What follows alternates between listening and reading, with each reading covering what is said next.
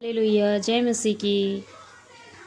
आइए हम आज फिर से एक वचन को मनन करेंगे और वचन है दूसरा कुरिन्थी 4 अध्याय के 5वें वचन। और इसके लिए सबसे पहले हम प्रार्थना करते हैं।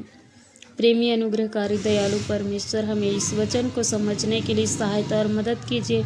पाक रूह हम में बुलाते हैं। वचन और आत्मा हमारे जीवन में कार्य करे और रेमा बने।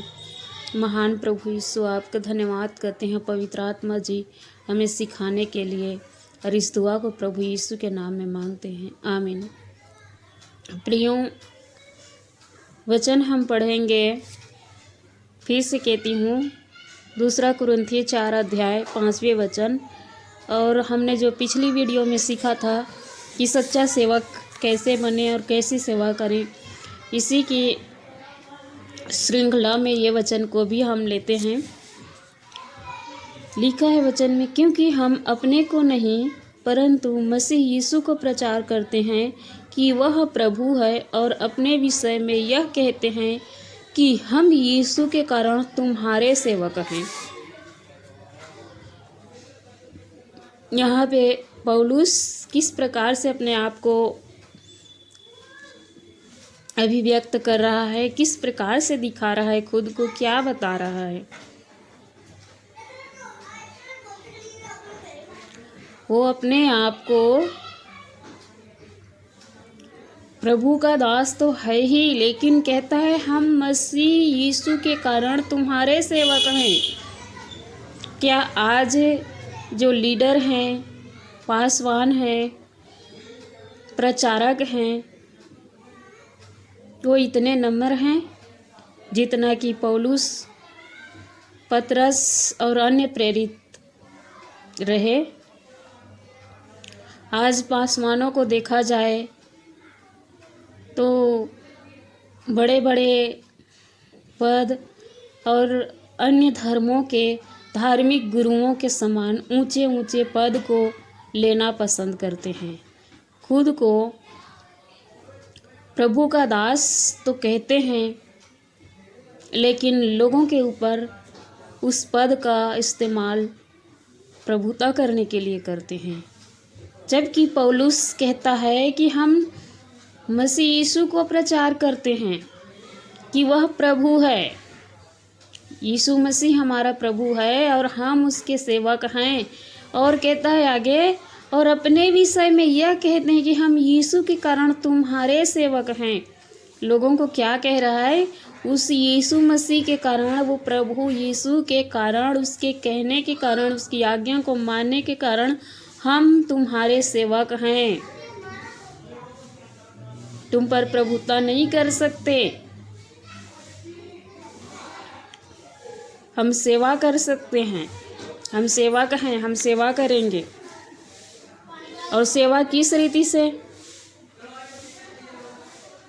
एक सेवक शब्द का जो अर्थ है, आप लोग सब ने पिछली वीडियो में देखा है। एक सेवक इतना नम्र होता है कि अपने स्वामी की हर आज्ञा को मानता है, हर बात को मानता है, हर काम, छोटे से छोटे काम को करने के लिए वो तैयार रहता है, ताकि वो अपने स्वामी को प्रसन्न कर सके। मैं ये नहीं कहती कि प्रभु के दास, जो प्रभु के सेवक हैं, वो लोगों के नौकर बन के उनके घर के झाड़ू बर्तन करें। पर सेवक होने का अर्थ है आत्मिक जीवन में कि उनकी ज़रूरतों को समझें, उन्हें वचन सिखाएं। वचन के साथ साथ यदि कोई बीमार है, कोई समस्या में है, उसके लिए प्रार्थना करना। और यदि आर्थिक तंगी में है और आप सक्षम हो तो उस विषय में भी हाथ बटाना। हर प्रकार से उनके सामने नम्रतापूर्वक उनकी सहायता करने के लिए हमेशा उपस्थित हो जाना,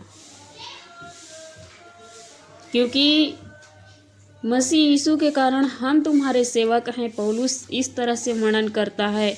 और हम यीशु को प्रचार करते हैं कि वही एक प्रभु है, वही सबका प्रभु और स्वामी है। बाकी सब क्या हैं? सेवक हैं। किसके सेवक? प्रभु के सेवक। और उसी प्रभु के नाम के कारण हम एक दूसरे के सेवक बन जाते हैं, क्योंकि यीशु ने भी कहा कि जो तुम में बड़ा होना चाहता है वो छोटा बने, जो स्वामी बनना चाहता है वो सेवक बने। तो प्रभु का धन्यवाद करते हैं। इस तरह से हमें सेवा करनी है, दूसरों की सहायता करनी है। एक पासवान को, कलीसिया को खाली दबाने के लिए, उन पर प्रभुता करने के लिए, उन पर अपने बातों को लादने के लिए ही नहीं चुना गया है। आज बड़ी बड़ी कलीसियाओं में देखा जाए तो वचन तो प्रचार करते हैं, बहुत अच्छे तरह से परमेश्वर के वचनों की प्रचार करते हैं, लेकिन कलीसिया के लोगों को, बाकी लोगों को कुछ समझते ही नहीं हैं। तो ऐसे नहीं होना चाहिए।